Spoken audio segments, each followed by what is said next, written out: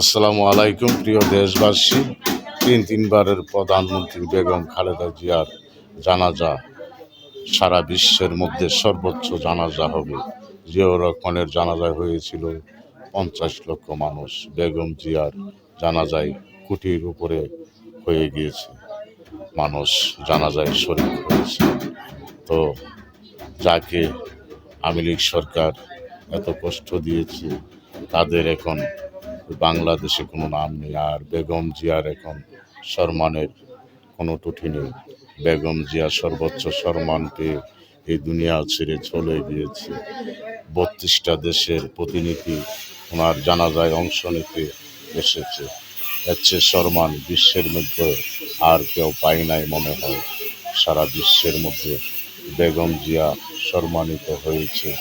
যাকে অসম্মানিত করেছিল শেখ হাসিনা, তার সম্মান আল্লাহ ও আল্লাহর রসুল দিয়েছে। আল্লাহর অলিগণের দোয়ায়, আল্লাহর অলিগণের বিশ্বাস করতেন বেগম জিয়া ও প্রেসিডেন্ট জিয়াউর রহমান।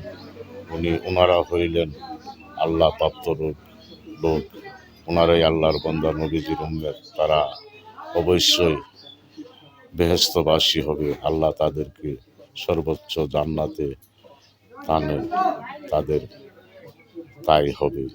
তো বাংলাদেশের তিনবারের প্রধানমন্ত্রী বেগম খালেদা জিয়া, উনি খুব সম্মানিত হয়ে এই দুনিয়া ছেড়ে চলে গিয়েছে।